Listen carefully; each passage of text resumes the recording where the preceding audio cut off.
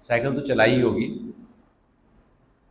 तो साइकिल जब हम चलाते हैं और साइकिल गड्ढे में आ जाती है या स्पीड ब्रेकर होता है, तो आप क्या करते हैं उस समय? हैंडल को कस के पकड़ते हैं, हैंडल को ढीला छोड़ देते हैं या हाथ हटा देते हैं? क्या उपाय करते हैं जिससे आपकी साइकिल गिरे नहीं? कस के पकड़ लेते हैं। और जब जब गड्ढा नहीं होता तब आराम से चले जा रहे हैं, कभी हाथ भी छोड़ देते हैं। लेकिन जैसे ही कुछ सिचुएशन सामने आती है, उसी समय कस कर साइकिल को पकड़ लिया जाता है। ऐसे ही तो कुछ करते हैं। अच्छा, केवल साइकिल की ही बात नहीं, आप कार चलाए जा रहे हैं और लगा सामने कोई सिचुएशन आ गई, तो आप एकदम स्टीयरिंग को पकड़ लेंगे, अलर्ट हो जाएंगे। जब लगे कि कुछ गिरने ही वाले हैं, कदम बह की रहे हैं, चलते चलते ठोकर आ ही गई है, आप क्या करते हैं? अपने संतुलन को उस समय पकड़ लेते हैं कि जिससे आप ना गिरे। जैसे ये छोटे छोटे तरीकों से हम जब सिचुएशन आती है तो उस चीज को कस के पकड़ते हैं, ठीक ऐसे ही जीवन में भी जब हलचल आए, विपरीत परिस्थिति आए, कोई दुख आए, कोई भय आए, कोई परेशानी आए, कोई वो घटना घट जाए जिससे हम हिल रहे हों, सिचुएशन अब आ गई है, अब कस के पकड़ने का समय आ गया है। क्या पकड़ना है कसकर? क्योंकि यदि कसकर नहीं पकड़ा कुछ, तो जो आया है वो मुझे बहा के ले जाएगा। दुख आया है, मुझे दुखी कर जाएगा।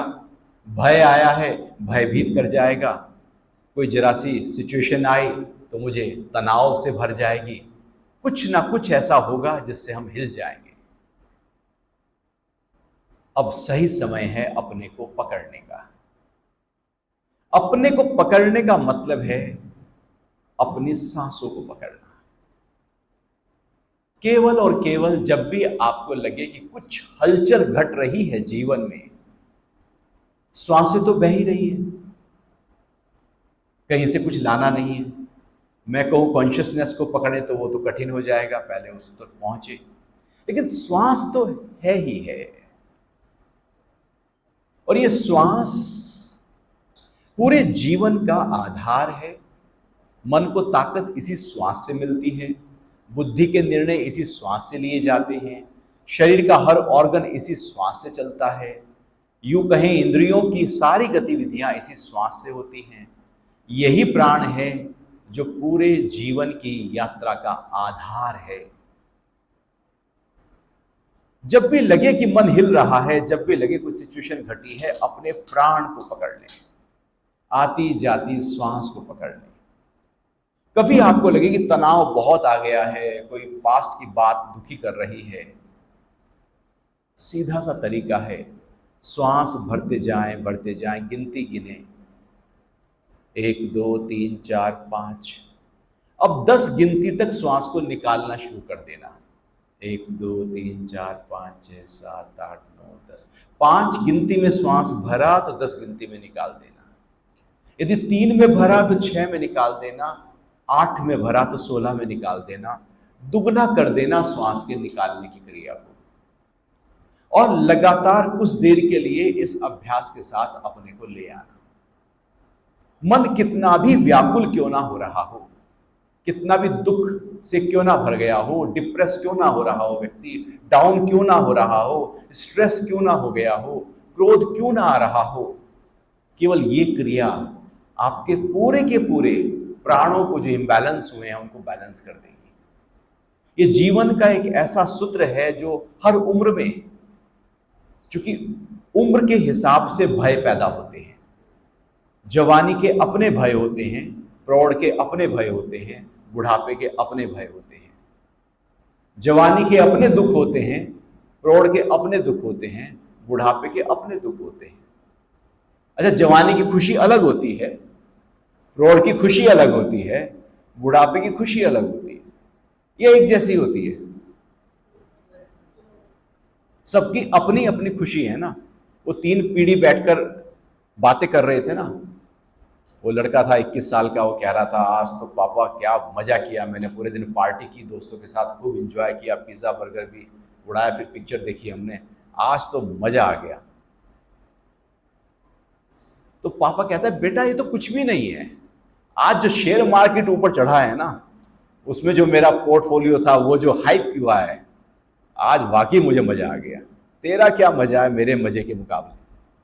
अब उसका मजा अलग है, इसका मजा अलग है।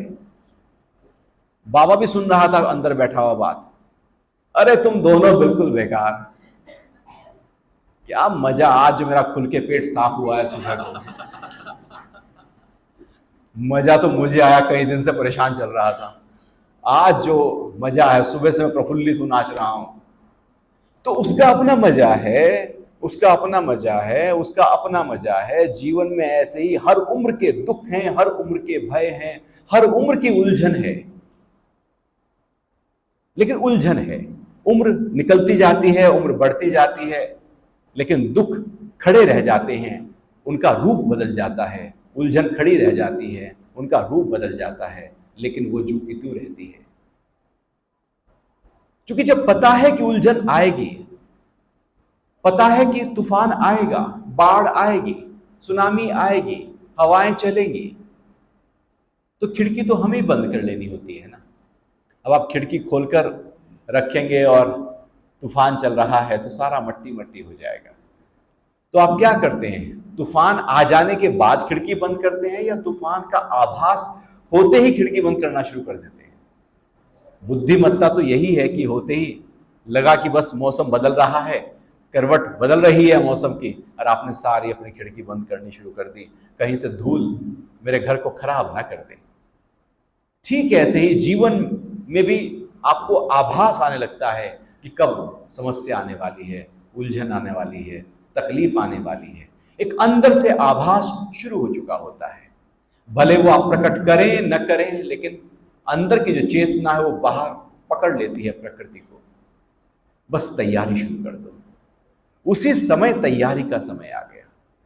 और ये जो प्रैक्टिस हम श्वास की बात कर रहे हैं, यदि ये जीवन का हिस्सा बन जाए, तो दुख किसी भी रूप से आए, परेशानी किसी भी रूप से आए, हमारे पास हमारी औषधि है।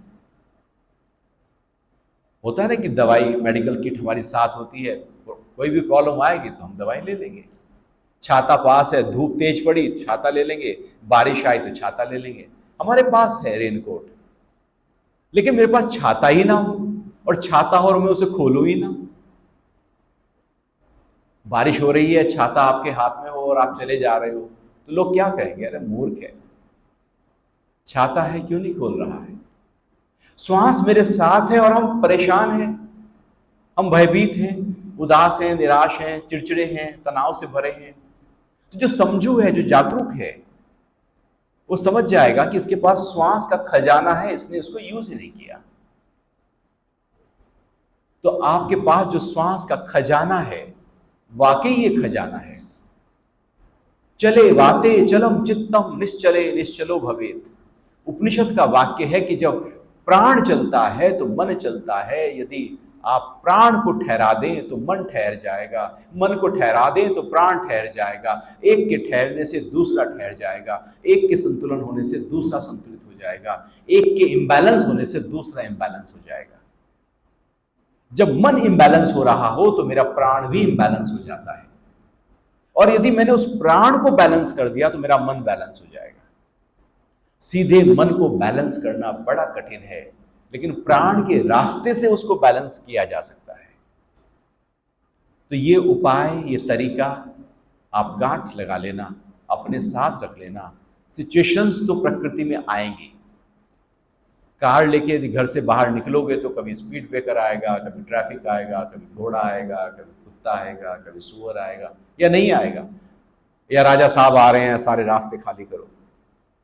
ऐसा थोड़ी होता है, सब आएगा, प्रकृति में सब कुछ आएगा।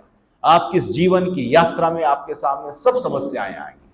कारोबार की समस्याएं आएंगी, व्यापार की समस्याएं आएंगी, जॉब की समस्याएं आएंगी, गृहस्थी की समस्याएं आएंगी, है ना, संबंधों वालों की समस्याएं आएंगी, पड़ोसी की आएंगी, अपने स्वास्थ्य की आएंगी, प्रकृति की आएंगी, कहां कहां से नहीं आएंगी। हर द्वार से समस्या आ रही है। एक है कि हम पस्त हो जाएं, अरे ये भी प्रॉब्लम, बहुत सारी समस्याओं से घिरा हुआ हूं मैं। हो सकता है हम ऐसा कह देते होंगे, अरे ये भी प्रॉब्लम, ये भी प्रॉब्लम, जहां देखता हूं वहां तू ही तू नहीं, वहां समस्या ही समस्या। अच्छा, समस्या यदि आ रही है प्रकृति से आपके पास, तो हो सकता है कि वो आपको मजबूत करने के लिए आ रही है। पेड़ के पास यदि हवाएं चल रही हैं, तेज धूप है, ओले भी पड़ रहे हैं, तो पेड़ को गिराने के लिए आती है पूरी प्रकृति, उसके विरोध में खड़ी है, या पेड़ को और मजबूत कर देने के लिए आती है? जितना हवाएं चलेंगी, पेड़ का तना अपनी जड़ों और जड़ें माटी को उतनी कसकर पकड़ लेगी, और वो पेड़ बड़ा बड़ा बड़ा होता चला जाता है। हजारों सालों से पेड़ खड़े होते हैं, खड़े हैं। हम कैलिफोर्निया जाते हैं, वहां देखते हैं रेडवुड ट्रीज हैं लंबे लंबे, और वहां लिखा हुआ है कि क्राइस्ट से 1000 साल पहले, मतलब 3000 साल का ये पेड़ है, ये 2000 साल का पेड़ है। अब हजारों सालों से पेड़ खड़े हैं, कितने तूफान, कितनी आंधी, कितने ओले, कितनी ठंड, कितनी गर्मी उन्होंने सही होंगी, और वो सह सह कर इतने मजबूत हो गए, इतने मजबूत हो गए कि अब हवाओं का फर्क ही नहीं पड़ता। हमारे सामने जो समस्याएं आती हैं, हमको मजबूत करने के लिए आती हैं, हमको ताकत देने के लिए आती हैं। और धन्यवाद है प्रकृति का कि कुछ समस्याएं आ रही हैं, फ्रजाइल ना हो जाए हम। गमला कहे मुझे बचाओ, धूप से बचाओ, ठंड से बचाओ, गर्मी से बचाओ। एक पौधा, तो माली क्या करता है, उस पौधे को गमले में लगा देता है अंदर, और दूसरा कह रहा नहीं मैं यही ठीक हूं। कौन बनेगा पेड़? जो सह रहा है वो बनेगा पेड़, वो देगा फल, या जो बचा बैठा है अंदर सबसे, वो बनेगा।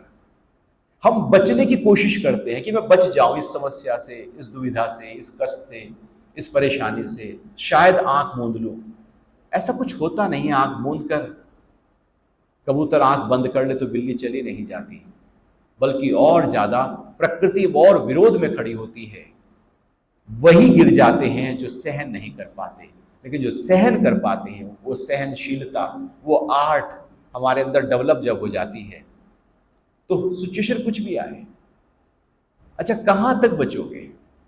अपनी नहीं आएगी तो पति की आएगी, तो पत्नी की आएगी, तो बच्चों की आएगी, आएगी। नहीं तो स्वास्थ्य की आएगी, नहीं तो धन की आएगी, आएगी।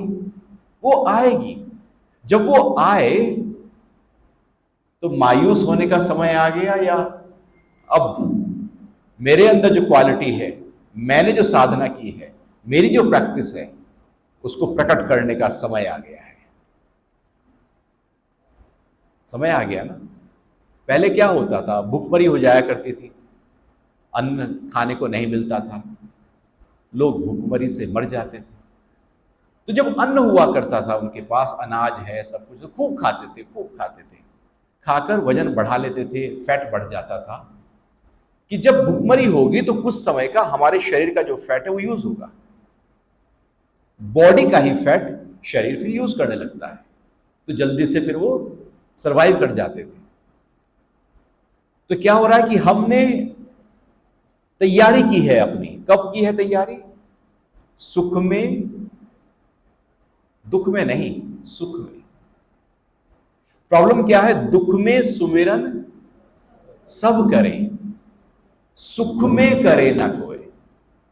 तैयारी कब करनी है सारी? जब सब ठीक है जीवन में। अब हम यहां बैठे हैं, सब ठीक है, परफेक्ट है, कोई समस्या नहीं। अब श्वासों की तैयारी करो, इन श्वासों को ध्यान दो, इस प्रैक्टिस को अपना बनाओ। इन 3 दिन इस प्रैक्टिस को ऐसे अपना बना लो कि जब जरूरत पड़ेगी तो इस प्रैक्टिस को मैं प्रकट कर दूंगा। नहीं होता, आप धन कमाते हैं, कमाना चाहिए, खूब कमाना चाहिए, जितना आप कमा सकते हैं जरूर कमाएं, और ज्यादा कमा सकते हैं तो और ज्यादा कमाएं। धन का कोई विरोध थोड़ी है, अध्यात्म धन का विरोध करता ही नहीं है। आपके अंदर जो पोटेंशियल्स हैं उसको आप सही इस्तेमाल करो, जो स्किल्स परमात्मा ने डाले हैं, प्रकृति ने डाले हैं, उसका इस्तेमाल करो, खूब धन कमाओ। जहां आप हो वहां ऊंचे स्तर पर जाओ। जिस भी फील्ड में आप हो उस फील्ड में ऊंचे स्तर पर जाओ। बेसिक में मजा नहीं आता। आध्यात्मिक व्यक्ति जहां होता है वो आगे बढ़ता चला जाता है, क्षेत्र कोई भी हो। डॉक्टर है तो टॉप डॉक्टर बनेगा, सर्जन है टॉप सर्जन बनेगा, लॉयर है टॉप लॉयर बनेगा, सीए है टॉप सीए बन जाएगा, बिजनेसमैन है टॉप बिजनेसमैन बन जाएगा। क्योंकि टेक्निक्स ऐसी आ गई व्यक्ति के पास में कि सिचुएशन को संभालने की आर्ट डेवलप हो गई।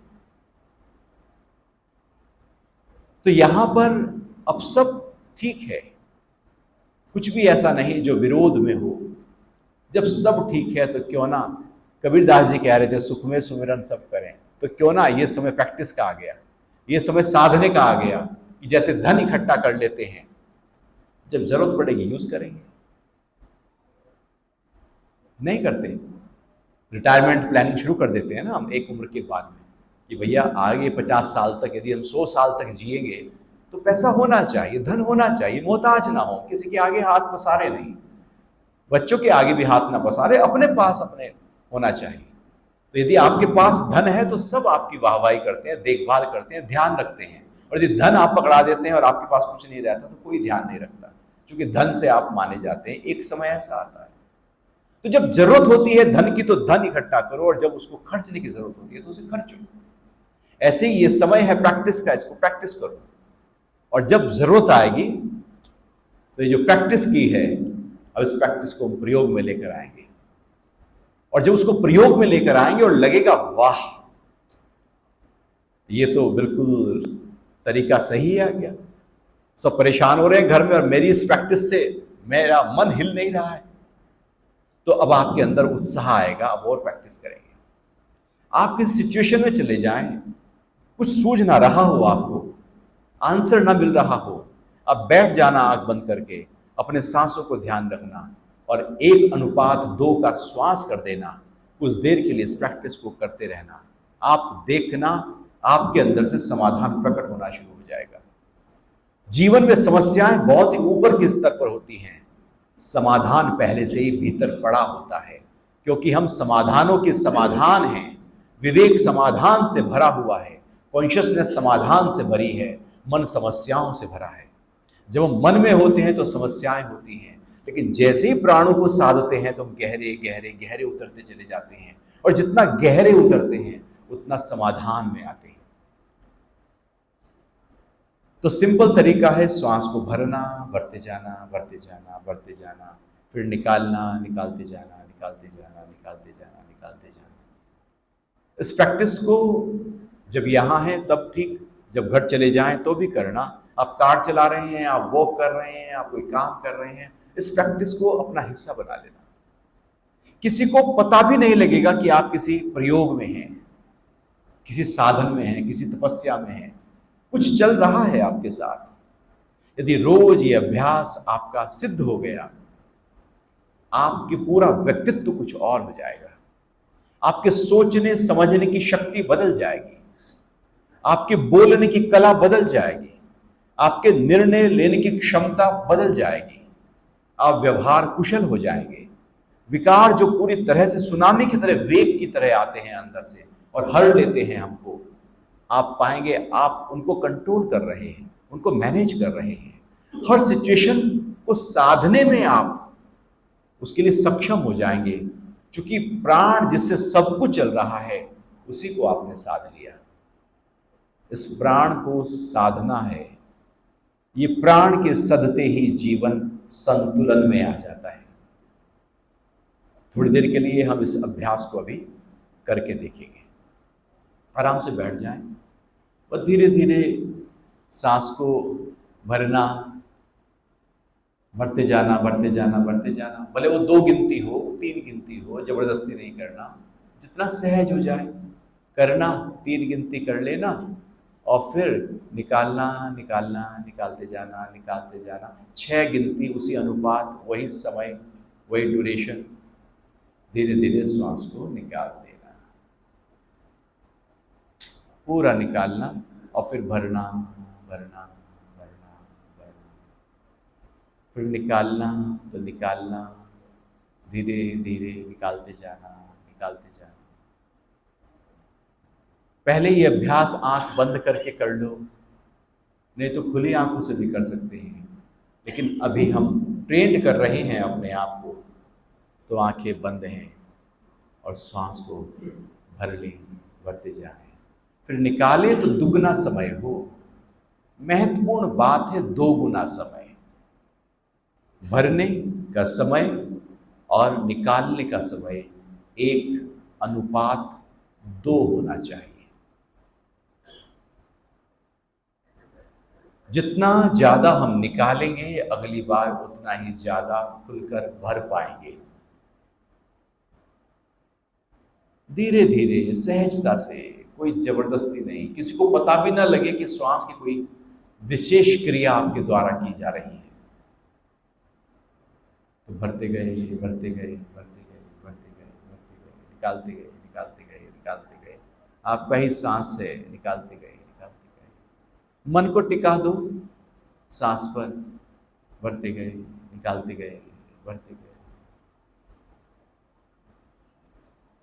बस जैसे बच्चे को एक खिलौना मिल जाता है, उससे खेलता है, ऐसे में श्वास मिल गया और उसी श्वास के साथ हम अपने आप को एक कर रहे हैं। चेहरा मधुरता से है, मुस्कुराहट से है, श्वासों के आने जाने को हम अनुभव कर रहे हैं।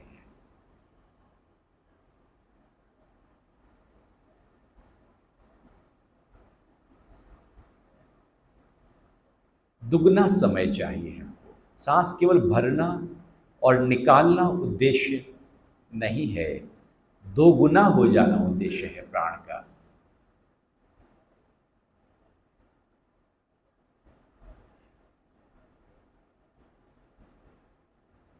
श्वास भरा भरा भरा, फिर निकाला निकाला निकाला निकाला,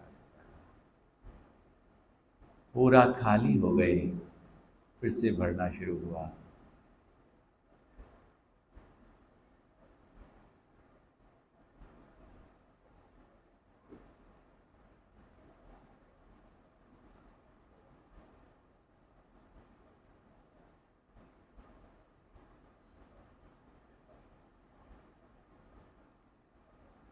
अपने साथ, प्राणों के साथ रम जाओ।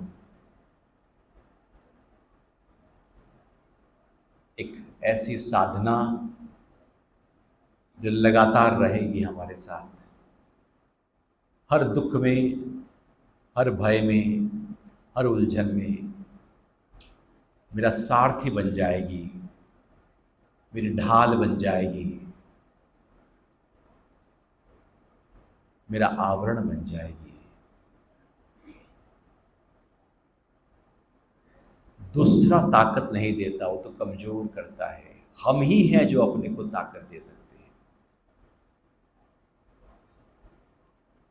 बस दुगना कर लेना समय को।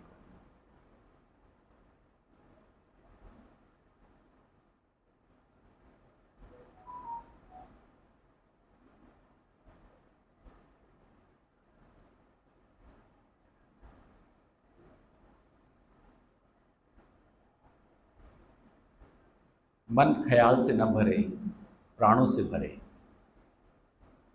सांसों से भरे, उसकी अवेयरनेस लगातार हो।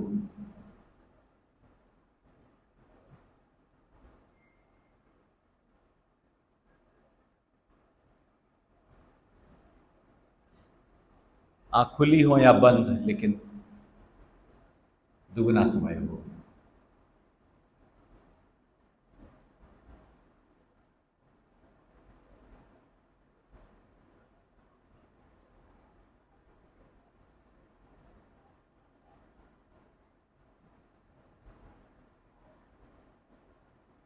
धीरे से आंख खोलकर इस प्रैक्टिस को करें। आंख खोलकर यही फिर से दोहराएं। सांस पूरा भरें भरें और निकालें, निकालने का समय थोड़ा ज़्यादा हो।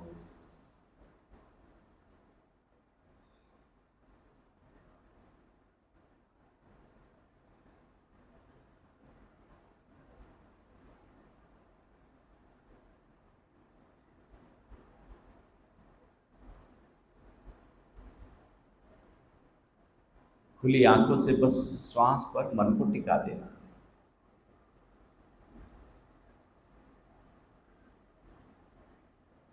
सांस पूरा गया, पेट बाहर आया, निकलना शुरू हुआ तो दुगना काल हो।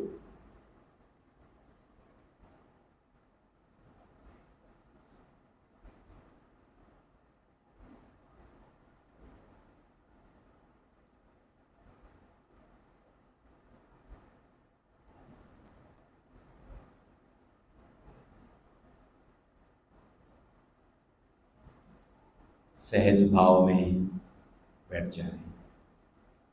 तो बहुत ही सरल तरीका अपने आप को साधने का, अपने से जुड़ने का, अपने में रहने का, और बाहर की जो सिचुएशन आ रही है उसके प्रति अपने को आगाह करके तैयार कर लेने का। आप जितने तैयार होते चले जाओगे, प्रकृति उतनी विपरीत परिस्थितियां आपको भेजते चली जाएगी। ऑफिस में आप देखना, जो काम करता है उसको और काम मिलता है, फिर वो और काम करता है उसे और काम मिलता है, और जो कामचोर है उसके जो काम है वो भी ले लिए जाते हैं, क्योंकि पता है निठल्ला है, ये जो भी काम दिया जाएगा खराब ही करेगा, इससे तो काम। फिर कुछ लोगों को ऐसे काम दिए जाते हैं जो काम करवाने नहीं है हमको, हमें वो काम करवाना ही नहीं है, तो उसे काम पकड़ा दिया, भैया ये काम आप कर देना। हमें पहले से पता है कि उसके पास काम गया तो काम होने का ही नहीं। ऐसा होता है या नहीं होता? करके देखा है? अभी नहीं किया, या किसी ने आप पर किया हो ऐसा प्रयोग?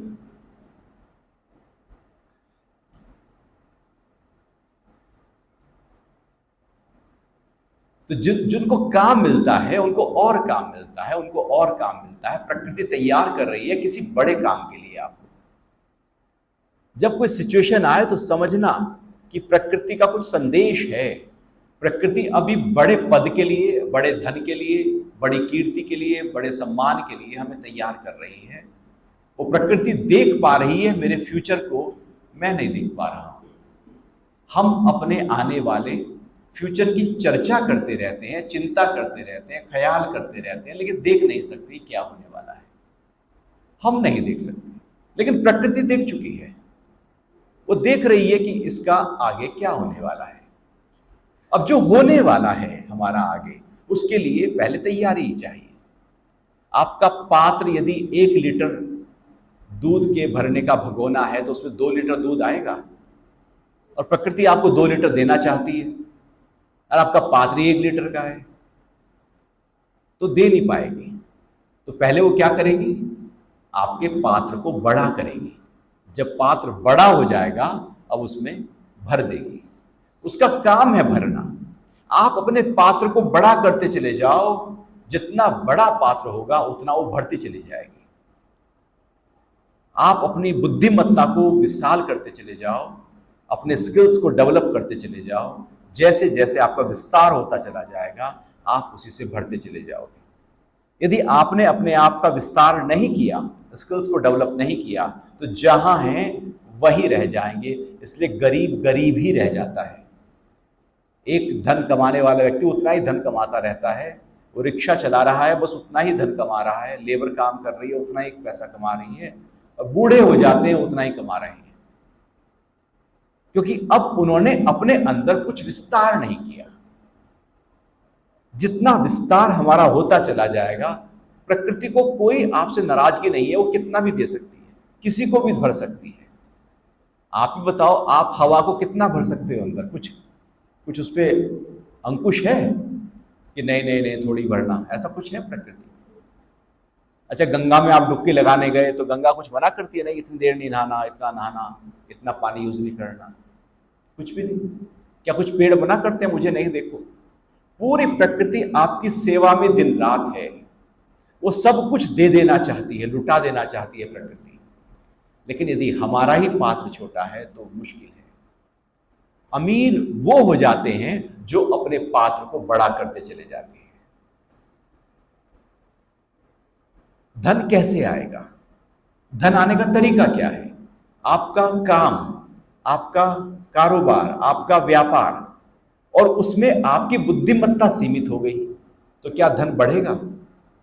बढ़ नहीं सकता, क्योंकि आपने अपने को सीमाओं में बांध लिया है। धन उसी रास्ते से आ सकता था और कोई रास्ता नहीं है, लॉटरी थोड़ी लगने वाली है। तो जिस रास्ते से धन आ सकता है उसको एक्सपेंड करो, आप धन से भर जाओगे। एक्चुअली जिस भी कार्य क्षेत्र में आपको उसको विस्तार देना है। आत्मा का एक नाम है, उसका नाम है आकाशवत, ब्रह्मांड की तरह। ब्रह्म किसे कहते हैं? ब्रह्म जिसका विस्तार होता रहे उसे ब्रह्म कहते हैं, जो निरंतर एक्सपेंड होता रहे उसे ब्रह्म कहते हैं। इसलिए भारतीय शास्त्र ने इसका नाम ब्रह्म दिया है और ब्रह्मांड दिया है इसका, चूंकि इसका एक्सपेंड हो रहा है लगातार। यूनिवर्स फैलता जा रहा है, फैलता जा रहा है, फैलता जा रहा है। साइंटिस्ट जहां तक पहुंचेंगे तब तक वो और फैल चुका होगा। हमारा भी पूरा विस्तार हो सकता है, चेतना का विस्तार हो सकता है यदि हम करना चाहें तो। शरीर की सीमाएं हैं, लेकिन कुछ ऐसा है हमारे पास जो असीम है। जैसे जैसे उसका विस्तार होता चला जाएगा, आप जिस भी कार्य क्षेत्र में हैं उसमें परफेक्शन आता चला जाएगा। आप यदि खाना बना रहे हैं तो आपके खाने बनाने की आर्ट डेवलप हो जाएगी। आप यदि झाड़ू में लगा रहे हैं तो झाड़ू लगाने की भी टेक्निक डेवलप हो जाएगी। झाड़ू लगाना भी सबके बस की बात नहीं। अच्छा, कोई घर में मेड आती है, वो मेड ना आए किस दिन, तो झाड़ू जब आप लगाते हो तो गाली देते हुए लगाते हो या खुशी खुशी लगाते हो, गाना गाते हुए लगाते हो? अच्छा, एक दिन खुशी खुशी लगा लेते, फिर दूसरे दिन नहीं आई, वही काम आपको भार हो जाएगा। यदि आपके पास कोई काम आया है तो आपकी एनर्जी से टच हो गया। यदि झाड़ू आपके हाथ में आई है तो झाड़ू आप लगा रहे हैं। यदि आप पूरे हैं तो झाड़ू की क्रिया, कर्म, वो झाड़ू नहीं बल्कि वो आपसे जुड़ा हुआ एक कर्म हो गया। वो पूरी परफेक्शन के साथ होना चाहिए। कर्म ना छोटा होता है, कर्म ना बड़ा होता है। जिसको आप टच कर देते हो वो आप जैसा हो जाता है। क्या आप छोटे हो गए? ऐसा थोड़ी होता है। आपने अपने घर के बर्तन साफ किए, झाड़ू लगाई तो आप मेड हो गए, ऐसा थोड़ी होता। आपने कपड़े धो लिए तो आपने अपनी सफाई कर ली तो आप जमादार हो गए। आपने अपने गमलों में पानी दे दिया तो आप माली हो गए, ऐसा थोड़ी होता है। आप दिन भर के जो भी कार्य में हो उसमें इतनी पूर्णता के साथ उतर जाओ, इतनी पूर्णता के साथ उतर जाओ कि जैसे लगे कि वो कार्य ही आप हो गए हैं। वो राजा पहुंचा ना संत के पास में कि मुझे कुछ टेक्निक सिखाओ, तो घर पहुंचा तो उनकी वाइफ ने कहा संत की कि वो तो खेत पे गए हुए हैं। ये अच्छा, कहाँ गए हैं? तो राजा भी पीछे पीछे चला गया। तो राजा वो खेत मट्टी निकाल रहा है और राजा जाके प्रणाम करते हैं और कहते हैं कि मुझे भी कुछ साधन बताएं, कुछ प्रयोग बताएं, कुछ अभ्यास बताएं, मैं भी अपने जीवन को संवारूं, ध्यान दूं। बाहर तो बहुत बसेरा हो गया लेकिन अंदर कहीं सूना हो गया। बाहर तो बहुत बिल्डिंग खड़ी हो गई लेकिन शायद अंदर की बिल्डिंग कहीं बन नहीं पाई। जितना विस्तार बाहर हो उतना ही विस्तार यदि अंदर हो जाए तो बात ही कुछ और है। तो राजा कह रहा है कि मेरा बाहर तो बहुत विस्तार है, दूर दूर तक है, लेकिन अंदर विस्तार कर नहीं पाया मैं। ये विस्तार सूना दिखता है एक समय के बाद में, अंदर का विस्तार कैसे हो? तो वो संत कहते हैं बैठो और देखो। तो वो गड्ढा खोद रहे हैं, बैठो और देखो। थोड़ी देर राजा बैठा, उसके बाद थोड़ी देर हो गई, फिर पूछ लिया कोई प्रयोग तो बताएं, कोई उपाय तो बताएं, कोई तरीका तो बताएं, टेक्निक तो बताएं, कि नहीं बैठो और देखो। और जब आधा घंटा 1 घंटा हो गया तो राजा परेशान हो गया कि आप नहीं, मैं चलता हूँ, आप तो कुछ बता नहीं रहे हो। कहने लगे नहीं, मैं यही तो कह रहा हूँ, बैठो और देखो। कि मैं क्या देखूं? कि राजन जब मैं मट्टी खोद रहा हूं तो मट्टी खोदने की क्रिया मैं और मट्टी 3 नहीं रहे।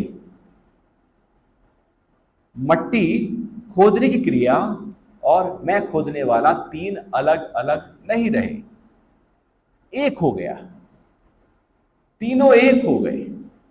इतना रच बस गया मैं उस क्रिया में कि आप नहीं रहे, वो क्रिया ही रह गई। कहने लगे मैं समझा नहीं कि जब तुम अलग होते हो, क्रिया अलग होती है और वो कार्य अलग होता है, तो हमेशा मन में विरोध होता है। साधना का मतलब है एक हो जाना। तो राजा ने कहा ठीक है मैं चलता हूं। कि ठीक है तुम जाओ, लेकिन जाने की क्रिया तुम और चलना एक हो जाए। जो भी आप काम कर रहे हो, झाड़ू लगा रहे हो, तो झाड़ू आप और झाड़ू लगाने की क्रिया तीनों एक हो जाए। त्रिमूर्ति जो हैं वो एक हो जाए, त्रिशूल के तीन एक हो जाए, ब्रह्मा विष्णु महेश एक हो जाए। जहां तीन है सत्व रजतम एक हो जाए, वात पित्त कफ एक, तीन जो चीजें हैं ज्ञान ज्ञाता और ज्ञेय, जो तीन है त्रिपुटी कहते हैं इसको, वो त्रिपुटी रहित अवस्था जब एक हो जाए, तो उस अवस्था को जब हम कोई भी कार्य परफेक्शन के साथ डूब कर लीन होकर करते हैं तो एक हो जाते हैं, और वही कार्य आपको उठा देगा। क्योंकि वो कार्य पूर्णता के साथ हुआ था। उस कार्य में कभी कोई खामी नहीं आएगी, गलती नहीं आएगी, कमी नहीं होगी, बेस्ट से बेस्ट वो कार्य आप डिलीवर कर पाएंगे। आपके साथ जो टच हो जाए, समझो कि आपके सिग्नेचर होने वाले हैं उस कर्म पर। आपको यदि झाड़ू के लगाने का, बुहारी लगाने का काम किसी दिन दिया जाए घर में, तो आप ऐसे झाड़ू लगाओ कि कोने से सारा कचरा बाहर निकाल दो, बेड के नीचे घुस घुस के उसमें सारी गंदगी साफ कर देना। चूंकि झाड़ू आपके हाथ में आई है और आप परफेक्शन से भरे हैं, पूर्णता से भरे हैं, तो ऐसे करो कर्म कि लगे कि मेरा सिग्नेचर हो गया, मैंने वो कर्म किया। आधे अधूरे व्यक्ति कहीं भी पहुंच नहीं पाते, केवल दुख को प्राप्त होते हैं, क्योंकि वो अपूर्णता के साथ जीवन जी रहे होते हैं। जीवन पूर्णता के साथ होना चाहिए, पूरे पूरे होकर होना चाहिए, वर्तमान में रहकर होना चाहिए। सारा दुख क्या है हमारा? जीते अभी में है और मन कल में है। सारी समस्या क्या है? मन भाग जाता है, यही समस्या है। मन अभी में नहीं है। आप बताओ, हम यहां बैठे हैं, कितनी बार इसी बीच में मन भाग गया होगा? सुबह के योगा में, गंगा में, नाश्ते में, घर में, दुकान पे, भागा या नहीं भागा? फिर मन भागा होगा, नाश्ता तो शायद हल्का फुल्का था, पता नहीं लंच भी हल्का फुल्का ना मिल जाए, भूखे ही ना बढ़ जाए हम तो। कभी मन इधर भाग जाएगा, कभी मन इधर भाग जाएगा, और जो अभी हैं वहां से मन हटा देगा। जो जीवन अभी में बह रहा है, जो आनंद अभी में है, वहां से मन हमें हटाएगा, आनंद लेने नहीं देगा। मन का काम है आपको मजे में आने नहीं देना, इसको समस्या देनी है।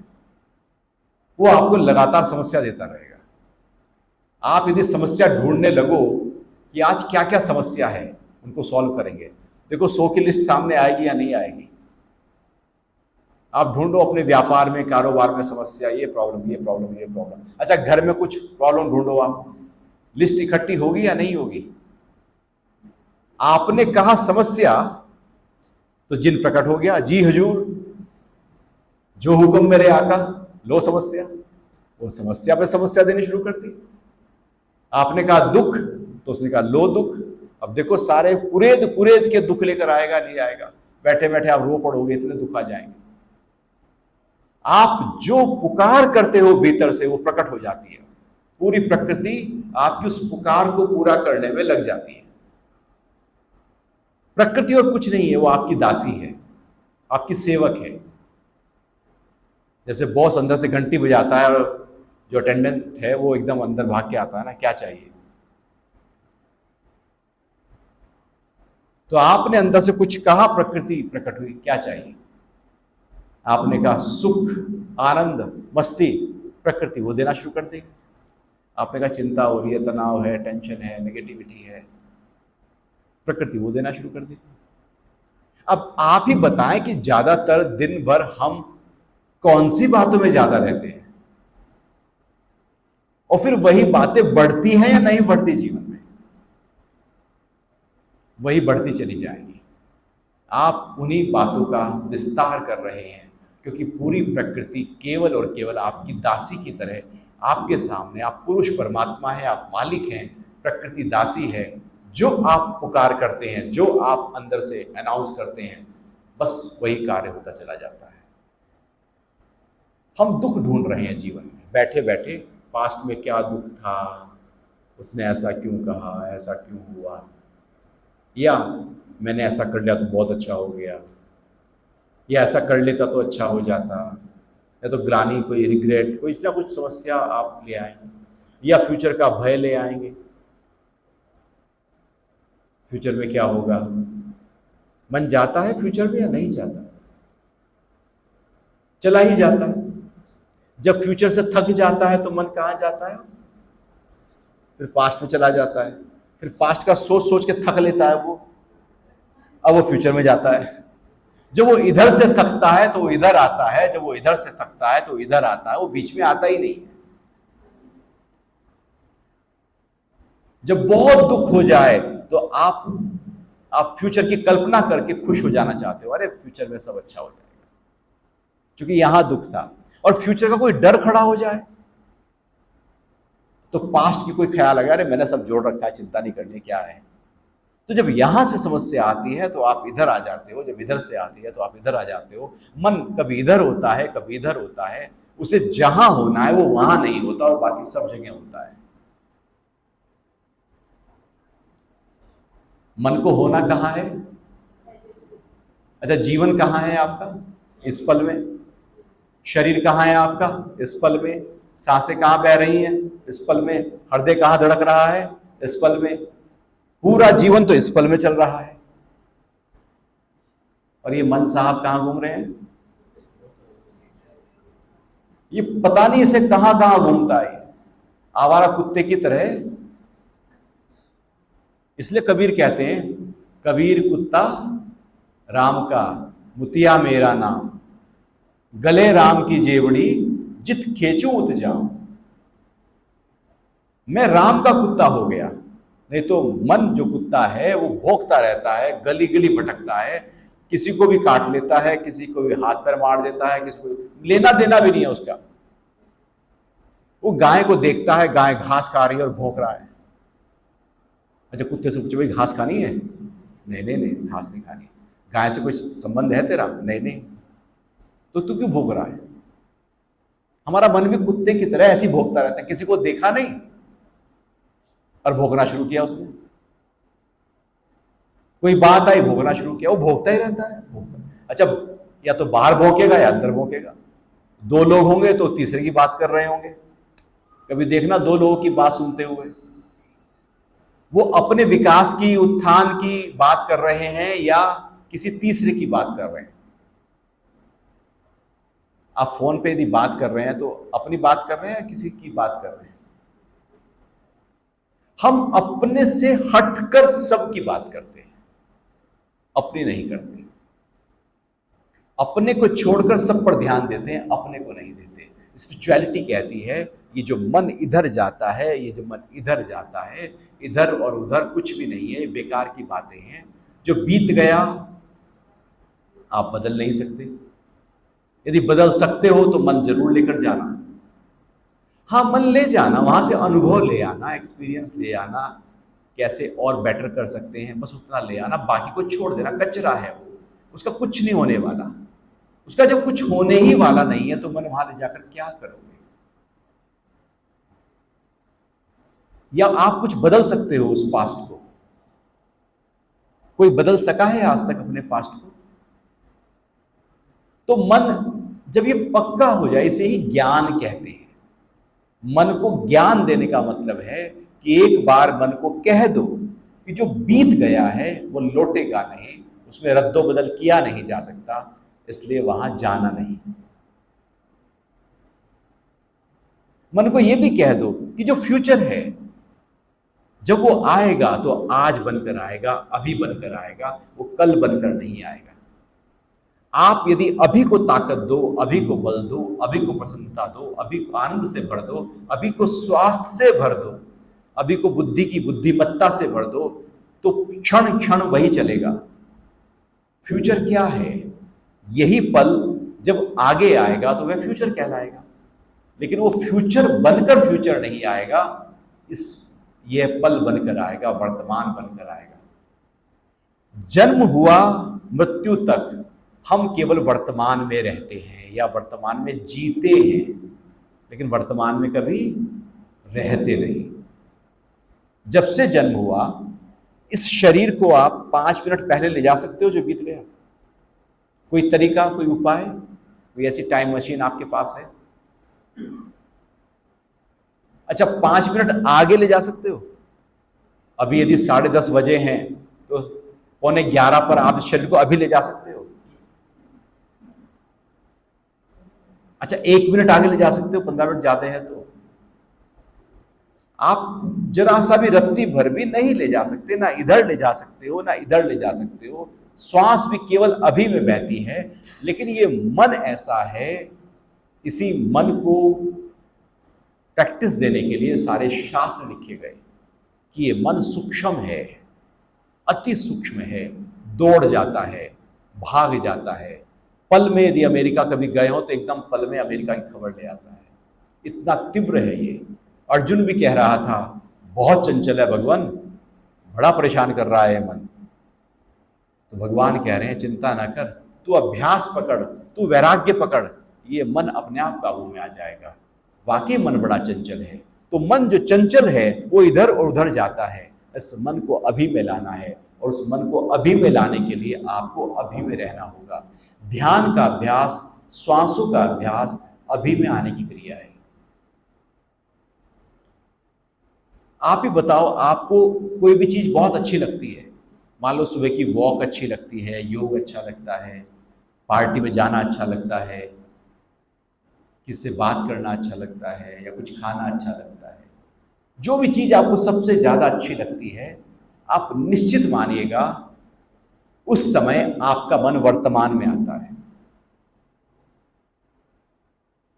आपको वही चीज अच्छी लगेगी जो कार्य, कर्म, क्रिया आपको अभी में लेकर आएगी। आपको पिज्जा बहुत अच्छा लग रहा है क्योंकि मन पिज्जा में अभी में आ गया। स्पोर्ट्स एक्टिविटी बड़ी अच्छी लग रही है क्योंकि उस समय हमारा मन अभी में आ गया। जो भी कर्म आपको अभी में लेकर आता है वो आपको आनंद से भर देता है, और जो आपको अभी में नहीं लेकर आता वो आनंद से कभी नहीं भरता। इसलिए बच्चे खेलना पसंद करते हैं, दौड़ना पसंद करते हैं, क्योंकि स्पोर्ट्स एक्टिविटी व्यक्ति को अभी में ले आती है। बड़ा मुश्किल होगा आप बैडमिंटन खेलें या क्रिकेट खेलें और आप कोई पास्ट और फ्यूचर की प्लानिंग कर रहे हो, और बॉलर ने सामने बॉल फेंकी और आप कोई पास्ट का दुखड़ा रो रहे थे, तो आप आउट होंगे या छक्का मार देंगे? जब तक आप खेल रहे हैं तब तक आपको वर्तमान में ही रहना पड़ेगा, नहीं तो आप आउट हैं। सावधानी हटी, दुर्घटना घट गई। मन जरा सा इधर गया और अच्छे से अच्छा खिलाड़ी एकदम स्टंप हो गया, क्योंकि मन उस समय फिसल गया। और मन को यदि उसने साधा हुआ है, पकड़ा हुआ है, टाइट किया हुआ है, दाएं बाएं जाने नहीं दे रहा है, तो डटा रहेगा क्रीज के ऊपर, क्योंकि अब बॉल उसको फुटबॉल की तरह दिखने लगी है और फोकस कर लिया है उसने अपने आप, क्योंकि फोकस हो गया है, मन अभी में आ गया है। तो अपने मन को अभी में लाने की प्रैक्टिस हमें करनी है, नहीं तो ये मन हमें कभी शांत नहीं होने देगा। ये रुलाएगा, परेशान करेगा, थकाएगा और की कल्पना कराता रहेगा, लेकिन अभी को छोड़ देगा।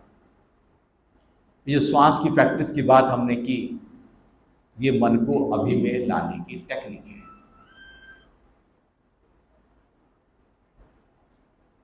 तो हमें क्या करना है? हमें सिचुएशन से बचना है, उससे भागना है, या अपने को सिचुएशन के लिए तैयार करना है?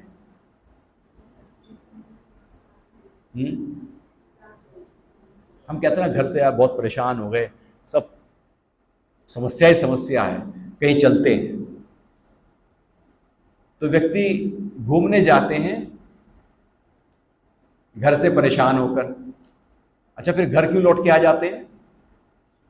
अब घूमने से परेशान हो गए। वो कहेंगे कि लौट के बुद्धू घर को आए, अपना ही घर ठीक है भाई। तो आप जहां होते हो मन वहां नहीं होता, मन आपको कहीं और लेकर जाएगा। जब आप वहां पहुंच जाओगे तो मन आपको फिर कहीं और लेकर जाएगा। आप जहां होते हो वहां नहीं होते मन से, कहीं और ही मन चला जाएगा। इसलिए हमेशा विरोध खड़ा रहता है तन और मन का। जहां तन होता है वहां मन नहीं होता, जहां तन हो वही मन हो जाए, उसी को ध्यान कहते हैं। ध्यान और कुछ भी नहीं, एक हो जाना, इसी को योग कहते हैं, जुड़ जाना। अभी वियोग हो रहा है, वियोग में दुख है, योग में कोई दुख नहीं, जुड़ जाने में कोई दुख नहीं। तो मन को इस पल में लेकर आओ, और यदि इस पल को आपने ताकत दी, बल दिया, मजबूती दी, तो आप ये निश्चित मानिएगा आपका फ्यूचर बहुत ही बड़ा होने वाला है। यदि ये पल कमजोर रहा तो फ्यूचर फिर बड़ा नहीं होगा। बुद्ध से पूछ लिया था एक व्यक्ति ने कि मेरा फ्यूचर क्या है, मेरा भविष्य क्या है? तो बुद्ध ने कहा जो तेरा वर्तमान है वही तेरा भविष्य है, जो तेरा आज है वही तेरा कल है। यदि तू आज आराम में है तो कल भी आराम में रहेगा। ऐसा कुछ नहीं होता कि इतना धन आ जाएगा तो आराम में होंगे। मन क्या कहता है? इतना हो जाएगा ना तो बात बनेगी। अच्छा, कितना हो जाएगा उसे लिख लो। एक बार आप लिख दो कि भाई देखो 10 लाख हो जाएंगे तो बात बन जाएगी। तो 10 लाख आप लिख दो, कागज पे लिख दो और कह दो प्रकृति को 10 लाख पूरे कर दे। अब पूरी प्रकृति आपके 10 लाख को पूरा करने में साम दाम दंड भेद सारे हथकंडे अपना देगी, आपके 10 लाख पूरा करके देगी। आप 20 लिख दो, वो 20 पूरा कर देगी। आप 1 करोड़ लिख दो, वो 1 करोड़ करेगी। आप 10 लिख दो, 10 करोड़ करेगी। लेकिन लिख देना और उसको, उस 10 करोड़ को पाने के लिए कर्म करते रहना, क्योंकि प्रकृति आपसे ही कराएगी, कहीं से उड़ के पैसे नहीं आएंगे। आपसे ही वो आपको ही तैयार करेगी। लेकिन क्या अभी कभी हम लिखते हैं? जितना बचपन में सोचा था कि इतने हो जाएं पैसे तो बल्ले बल्ले, उससे ज्यादा हुए हैं या नहीं हुए हैं? हाँ या ना? किसके नहीं हुए ये बताओ। जितना सोचा था उससे ज्यादा प्रकृति ने हमें दिया है या नहीं दिया है? अच्छा, अब जब दे ही दिया है उसने तो अब हमारा मन क्या कहता है? थोड़ा और आ जाए तो अच्छा है। चलो और भी आ जाएगा, आ ही रहा है। फिर जब और आ जाएगा तो फिर आप क्या कहोगे? अब थोड़ा और आ जाए। अच्छा, और आ गया, नहीं अब मेरा तो आ गया, बच्चों की तरफ से आए। अब ऐसे मन जो है वो ऐसे बड़ा होता चला जाएगा। मन कभी भी ये कहेगा ही नहीं कि बस। हम कहां कहते हैं पैसे को बस? अरे बस बहुत है। हम तो कहते हैं और ले आओ, और ले आओ, जैसे कचौड़ी हो ना, और ले आओ भाई, और ले आओ, और ले आओ। हम कभी ठहरते ही नहीं है, हम भागे जा रहे हैं। ये जो और की दौड़ है ये कहीं नहीं पहुंचाएगी, ये केवल दुख देगी और मौत तक ले जाएगी और कहीं पहुंचाएगी नहीं। आनंद से मेरा परिचय नहीं करने देगी, मेरी शांति से रूबरू होने नहीं देगी, क्योंकि और की दौड़ लग गई है। जो है उसको एंजॉय करो, जो और आएगा उसको एंजॉय करेंगे। जो जो होता जाएगा हम उसको एंजॉय करते जाएंगे। जितना है उसको इतना एंजॉय करो, इतना एंजॉय करो कि सामने वाले के पास यदि ज्यादा भी हो तो वो सोचने लगे यार इतना ही मस्त कैसे है। मस्ती धन में नहीं होती जनाब, ये तो सारे अमीर मस्त हुआ करते। यहां पर काफी सीए लोग हैं, वो बताएंगे जो अमीर लोग हैं वो सारे मस्त हैं या पस्त हैं।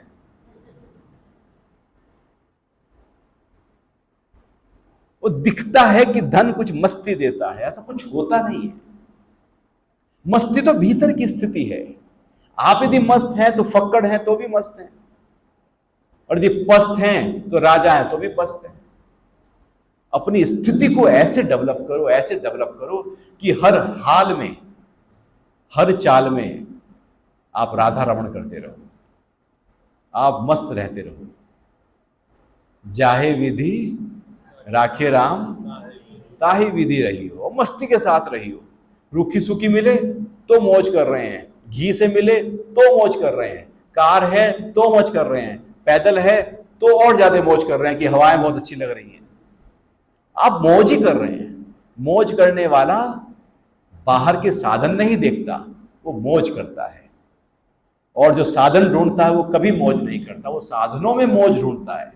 और साधन कभी पूरे नहीं होते, क्योंकि अब और चाहिए, अब और चाहिए, अब और चाहिए। तो स्पिरिचुअलिटी, महर्षि पतंजलि कहते हैं, संतोष को पकड़ लेना, सेटिस्फाई हो जाना, और सेटिस्फाई होके फिर आगे कर्म करना। फिर कुछ और मिलेगा, फिर वहां सेटिस्फाई हो जाना, फिर आगे कर्म करना। तो सेटिस्फाई होते जाना, आगे बढ़ते जाना, लेकिन असंतोष के साथ आगे नहीं बढ़ना। क्योंकि यदि आज असंतोष है जो मिला है, फिर कल जो मिलेगा असंतोष तो साथ साथ चलेगा, फिर उसमें असंतोष, फिर परसों जो मिलेगा उसमें असंतोष, फिर 50 साल की उम्र में जो मिलेगा उसमें असंतोष, फिर 80 साल में जो मिलेगा उसमें असंतोष। क्योंकि असंतोष तो साथ साथ ट्रेवल कर रहा है। संतोष आएगा कब? तो जो है उसका मजा है, इस बात को हम पकड़ लेते हैं, क्योंकि वर्तमान हमें यही सिखाता है।